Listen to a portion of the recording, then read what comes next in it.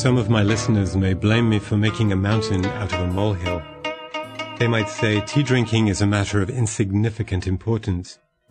To develop it into something of the highest thought that engages the human mind is altogether out of proportion. If we have to take up every little incident of life in this fashion, we will not have anything enjoyable, free from perplexing and wearying thoughts. What has tea drinking, after all, to do with metaphysics of a most annoying sort? Tea is tea and cannot be anything else. When we are thirsty, we have a cup of it, and that is enough. What is the use of making a strange art out of it? Oriental people are too fussy. We of the West have no time for such trivialities. Now let me ask, is a funeral ceremony a more significant event than tea drinking? Has a wedding a more moral or metaphysical meaning than tea drinking? From the point of view of God's isness, or a flea's isness, death is what inevitably follows from birth. There is nothing ominous about it. So with marriage. Why then do we make so much of it? If we wanted to, it could be reduced easily to the level of eating a morning meal or going to one's business office. We turn it into a grand ceremony because we just want it so. When we think life is too monotonous, we break it into several occasions and get sometimes excited, sometimes depressed. We all like vicissitudes and mutations. When a universe comes to an end, a Zen monk asks, "Does this go with it?" One master replied, "Yes," while another one said, "No." Which is in the right? Both are right, Zen would declare, and so declaring, it will go its own way, celebrating or lamenting its ending, or nonchalantly disregarding states of becoming. As far as life itself is concerned, time and space are not of much consequence, though they are the mediums whereby life expresses itself from our human point of view. Our senses and intellect are so constructed as to interpret objectivity along the line of space and time. For this reason, we are really interested in quantitative estimates. We think eternity is something beyond our sensuous measurements. But from the innerness of life, 1 minute or 1 second is just as long, just as important as 1,000 years. The morning glory, lasting only a few hours of the summer morning, is of the same significance as the pine tree whose gnarled trunk defies wintry frost. The microscopic creatures are just as much manifestations of life as the elephant or the lion. In fact, they have more vitality, for even if all the other living forms vanish from the surface of the earth, the microbes will be found continuing their existence. Who would then deny that when I am sipping tea in my tea room, I am swallowing the whole universe with it, and that this very moment of my lifting the bowl to my lips is eternity itself, transcending time and space?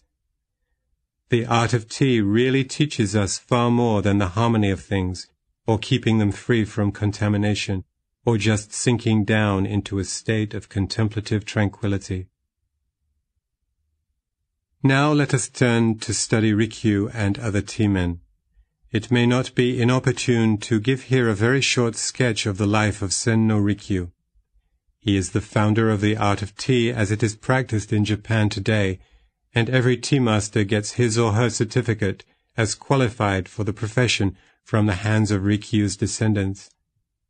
The art of tea in these modern days may not transmit exactly the spirit that animated its earlier masters, and there may not be so much of Zen in it as in the day of Rikyu. This is perhaps inevitable. Sen no Rikyu was born in 1521 and died in 1591. He was the son of a well-to-do merchant in Sakai. Sakai, in Idzumi province, was in that day a flourishing port for foreign trade, and it was among its wealthy merchants that the art of tea seems to have developed first. For them it was a form of recreation. As they were rich, they were owners of many fine pieces of earthenware, chiefly imported from Korea, China, and southern Asia, which they used in connection with the art of tea. In all likelihood, the tea man's unusual penchant for rare objects of art thus started with the merchants of Sakai, who in this respect also reflected Ashikaga Yoshimasa's aestheticism. Later, I will give a few anecdotes from the history of the tea, in which we find illustrated an extraordinary or inordinate attachment to tea utensils, as shown not only by teamen themselves, but by the feudal lords of all degrees. They were willing to pay exorbitant prices for rare bowls or tea caddies, and the owners of such wares were objects of genuine envy among the lords, merchants, and men of culture. Rikyu began to learn the art early in his life, and when he was about 50, he was universally recognized as one of the most accomplished masters in the art. The Emperor Ogimachi gave him a special Buddhist name, by which he has been known ever since in history, that is, Rikyu. Oda Nobunaga was a great patron of the art and specially favored Rikyu. After the death of Nobunaga, Rikyu came to be befriended by Toyotomi Hideyoshi, who followed Nobunaga and finally succeeded in consolidating his position as the most influential power, political as well as military, in the Japan of that day. Hideyoshi gave him 3,000 koku of rice for his service to him as a tea master. Even in his various campaigns against his military opponents, Hideyoshi was accompanied by Rikyu. In those days of unrest, the tea was so much a favorite pastime with the feudal lords that they could not do without it even while occupied with military affairs. The tea party was frequently a political camouflage, and one can suspect the important political dealings transacted by the generals closeted in the 4.5-mat room. Rikyu must have been a silent party to this. He was a man quite capable of the task. Rikyu studied Zen at Daitokuchi, one of the 5 mountains in Kyoto. He knew that the idea of wabi, which he espoused in the tea rite, was derived from Zen, and that without Zen training he could not capture the spirit of his art. While he was in actual life not a man of wabi in sufficiency, but one endowed with material wealth, political power, and an unusual amount of artistic genius, he longed deep in his heart for a life of wabi. Circumstances, however, conspired otherwise. In spite of himself, he was more and more drawn into worldly entanglements, and in some unknown way he incurred the great displeasure of his despotic master. He was commanded by Hideyoshi to commit suicide. The reasons given out for this capital punishment were trivial, and we suspect that there must have been something much graver, perhaps political, going on beneath the surface. Rikyu was then over 70. When he received the order, he retired to his room, made his last tea, quietly enjoyed it, and wrote his farewell words in both Chinese and Japanese. The Chinese verse, roughly translated, is, 70 years of life, ha, and what a fuss! With this sacred sword of mine, both Buddhas and patriarchs I kill. The Japanese verse runs, I raise the sword, this sword of mine, long in my possession. The time is come at last, skyward I throw it up. This tragic death, closing a brilliant life devoted to the tea and the idealization of wabi, took place on the 28th day of the 2nd month in the 19th year of Tensho, 1591.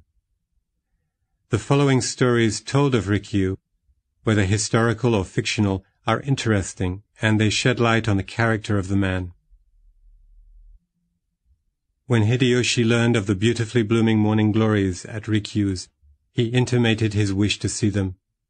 When, the next morning, Hideyoshi entered Rikyu's garden, there was not a single morning glory, not a shadow of one. He thought this was strange, but did not say anything about it. When he stepped into the tea room, lo and behold, there was one solitary flowering morning glory. One day, Hideyoshi, wishing to outwit Rikyu, brought out a gold basin filled with fresh water and a spray of plum blossoms, and requested Rikyu to arrange it. Rikyu, without a moment's hesitation, took up the spray in his hands, and, scraping the blossoms, let them fall pell-mell into the basin. Buds and full-blown flowers scattered against the gold presented a most beautiful sight. When, one day in the spring, Hideyoshi was entertained by Rikyu, he was shown to a small room, 1 mat and 3/4 wide, which is in modern measurement less than 6 feet square. As he was about to enter, he noticed some full-blown branches of drooping cherry blossoms hanging from a vase suspended from the ceiling. The flowers filled the room even up to the entrance opening. This pleased Hideyoshi very much, for in spite of his liking for the tea, he was secretly inclined towards luxurious extravagances. He stayed outside for a while admiring the gorgeous flowering cherry blossoms, which literally filled the room. When Rikyu was still an apprentice at the art of tea, his master told him to sweep the roji, the court attached to the tea room. The roji had already been swept clean by the master himself. When Rikyu came out, not a speck of dust was to be found, but he at once read the master's mind. Shaking a tree a little, he let a few leaves fall on the ground. This pleased the master. Rikyu had a mind extremely sensitive to beauty from the point of view of wabi or sabi. He detected the smallest thing that went against it. When Rikyu was invited to a first winter tea party somewhere, he was accompanied by his son-in-law. When they stepped into the court, they noticed the gate hung with an ancient-looking door. The son-in-law remarked that it savored highly of sabi, but Rikyu smiled somewhat sarcastically. "This is far from savoring of sabi, my son. It is, on the contrary, a most expensive piece of work. Look here closely. Such a door as this is not to be found in this vicinity. It must have come from a remote mountain temple far away from the human world. Think of the amount of labor to bring it here, for which the master must have paid dearly.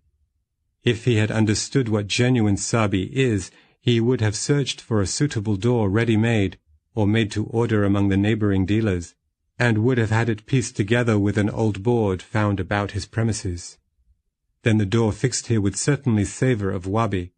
The taste shown before us is not a genuine one." It was thus the son-in-law was taught the art in a practical way. Rikyu attended a cha-no-yu given by his eldest son.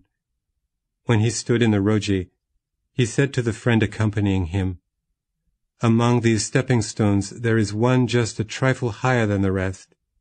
My son does not seem to have noticed it." This remark was overheard by his son, who said to himself, "I have been thinking of it myself for some time. What a quick, intuitive mind is my father's." While the guests were taking a little rest after the first tea, Rikyu's son quietly slipped out to the roji, and digging a little underneath the stone in question, set it down to the proper level. To conceal the new work, he sprinkled fresh water around. Later, when Rikyu again went over the stepping stones on his way home, the alteration done with all the subtlety did not escape his eye, for he remarked, Well, my son Do-an must have overheard my criticism, but how readily he took it to his heart and remedied it even before our departure." Rikyu was once invited to tea, accompanied by a few friends.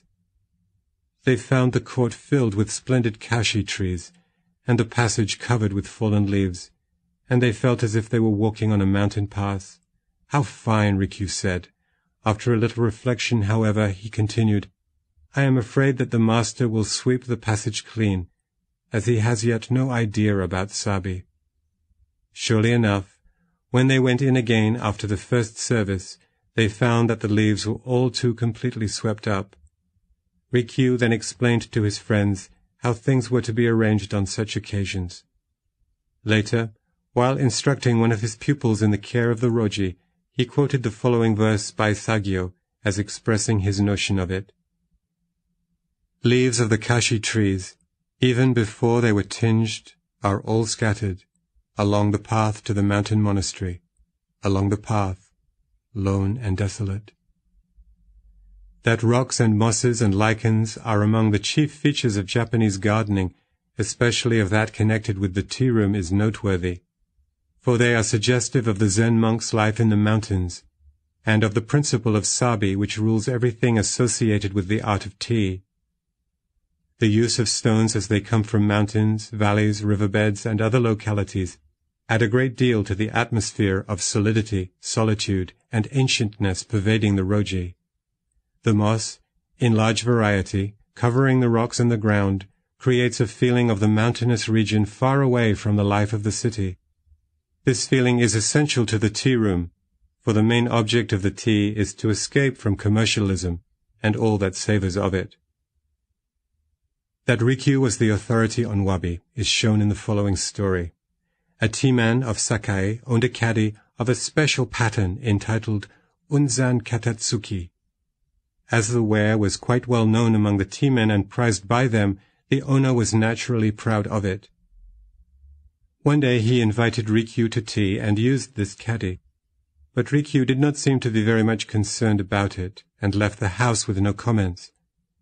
The owner was upset over this and immediately broke it to pieces by striking it against the gotoku and sighed, "What is the use of keeping these days an article not at all approved of by Rikyu?" A friend of the owner's later collected the broken pieces of the caddy and glued them together carefully so as to restore the original pattern. The work was done with a great deal of skill, and he thought the mended caddy was, after all, not a poor specimen. He conceived the idea of inviting Rikyu to tea and using the caddy again to see what Rikyu would say about it. While the tea was being served, Rikyu's keen eye at once detected the same old caddy now pieced together. He said, "Is this not the same caddy I saw elsewhere some time ago? When it is repaired like this, it has really turned into a piece of wabi." The friend was exceedingly pleased with the remark and returned the caddy to its former owner. After changing owners many times, this once broken and now perfectly pieced together katatsuki fell into the hands of a certain feudal lord. Koyogoku Anshi, one of the most famed tea-men in Kyoto in those days, fancied it very much. A physician friend of his, learning of it, visited the lord, and apparently quite accidentally referred to the wish of Kyogoku Anshi to have the caddy. The lord was amused and jokingly said, "If he is willing to pay 2 loads of gold for it, I may part with it." The physician took this seriously and reported the matter to Anshi, who said, "If that is the case, I wish you would see to it that I have it for 2 loads of gold." When the lord was notified of Anshi's readiness to pay the gold, he was thunderstruck and said, "From the first I had no intention to part with it for whatever amount of money one might pay for it." This confused the matter. The physician, who voluntarily acted as a go-between, did not know what to do. There was much going back and forth between Anshi and the lord. Each of the parties concerned, taking it up as affecting his sense of honor, assumed a stiffer attitude than ever toward the affair. All the tea-men became interested in it, and extended their good offices to smooth the complications. By means of great diplomacy, they finally succeeded in making the arrangement that 2 loads of gold would be paid to the lord by the other party, not indeed as the price for the disputed treasure, but as a kind of relief fund for the poor and needy in the feudal estate of the lord, and that the treasure itself would be a free gift from the lord to Anshi. 2 loads of gold were equivalent in the currency of the time to 12,000 ryo, which must be in modern money hundreds of thousands of yen. Anshi was perfectly satisfied with the way the matter was settled, though this, no doubt, meant a great cut into his own exchequer. He was not, however, quite satisfied with the caddy itself, for he thought he could improve on the way it was patched. He consulted with Kobori Yenshu, another great tea-master and authority of the time, as to replacing certain pieces. But Kobori Yenshu was a wiser critic and said, "It was just because of those oddities that it appealed to Rikyu so much and became an object of reputation among the tea-masters. You would do best to leave them exactly as they stand." In Japanese architecture, the alcove, or tokonoma, performs a significant office in various ways. This recess, cut into the wall of a principal room, originally comes from Zen architecture, where it was meant for a sacred picture or statue. Nowadays, any kakemono may be found here, but the presence of a flower vase and a censer in the alcove still tells its former history. In any event, the flower vase is an essential feature of the tokonoma, and no tea room is complete without it. When Toyotomi Hideyoshi was engaged in besieging the Odawara castle commanded by Hojo, the latter offered a stubborn resistance, and some months passed without achieving much. Hideyoshi wanted to have tea parties by way of recreation for his generals, but there was no available flower vase for the room. He told Rikyu to get one. Rikyu thought of making one out of a stalk of bamboo. This was quite an original idea with him, for hitherto no vases of this kind had ever been devised and put into practical use. He visited the neighboring bamboo groves to find suitable material, which found, he made into a vase himself. As the bamboo dried, it showed a crack, and this crack became the characteristic mark of the vase, and it has been known ever since as the Onjôji vase. The Onjôji is a historical Buddhist temple at Lake Biwa, and its bell has earned its reputation from having a crack in it. It was due to this coincidence that Rikyu's vase acquired its name. Rikyu's homely-looking bamboo vase became a sacred treasure among tea men, not only because of its artistic value, but because of its historical associations. When its envied owner was one Iehara Jisen, his friend Nomura Soji of Nagoya came up to Kyoto with the special object of viewing the vase. Jisen, however, refused and asked him to wait for a year. In the meantime, Jisen busied himself with constructing a new tea room in which no bamboo was used in any form.